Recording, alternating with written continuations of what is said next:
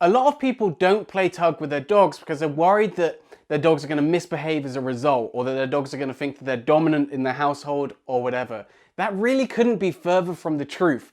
Actually, tug is a really valuable reward system that you can use with your dogs to encourage them to do all the kind of behaviors that you want them to do. And if you don't play games with your dogs as a reward, then you're going to find yourself stuck using things like food more than you might like to. It's always a good idea to be able to have that variety of rewards. And for the same reason, people often won't let their dogs win the game of tug because they're worried that they're going to think that they're dominant or they're more strong or whatever kind of logic goes there. And actually, all animals like to play games that they're good at. And if you don't let your dog win, they're quickly going to find tug to be a rubbish game.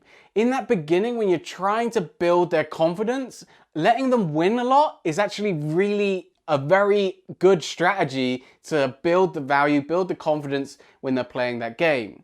If you have an adult dog that's a little bit hesitant to play tug, don't freak out, that's quite normal, especially if the dog's been punished when they were younger for having things in their mouth. With some dogs, it can take months to be able to build their confidence to have them playing the game comfortably. And that's really normal, and there's not a silver bullet. Oftentimes, I'm asked the same questions over and over again. How can I get my dog to play tug? And it's really a case of implementing the tips in this video and just keep persevering and keep playing and keeping those sessions short and trying to get the dog engaging with them. And like I said, it can take months to do that. So 3 tips for getting your dog to play tug with you. First, you want to keep the toy moving away from the dog. Dogs want to chase things naturally, and oftentimes what people do is they take the toy and they just thrust it in the dog's face. And that is something that doesn't get the dog's interest at all. Dogs just find that completely weird.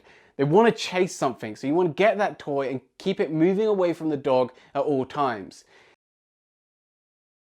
The same thing occurs for tip 2.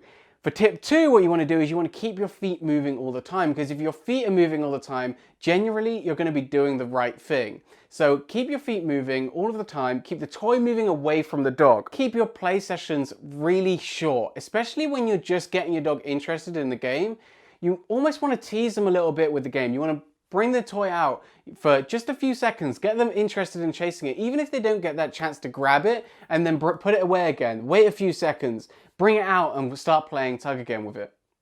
That can be a really brilliant way of building value in the game of tug. One other thing that you need to do to be able to play tug in a productive way is you need to have some control of the game. You need to be able to get your dog to let go of the tug when you want them to, so that you can take it away and use it as a reward the next time, and your dog isn't just going to have the tug forever. So the way that we do that is when we're playing tug, we want to start playing that game with them. And then when we want to take it away from them, if you grab it with 2 hands either side of the dog's mouth and just hold it as still as you can, eventually what will happen is your dog will find the game boring because the toy isn't moving anymore. And as soon as they get bored of the game and let go of the tug, you say yes to let them know they've just done the right thing, and you can resume the game and start playing with them again. Eventually what happens is once you hold that tug still, you can start to add that word, out is the word that I generally use.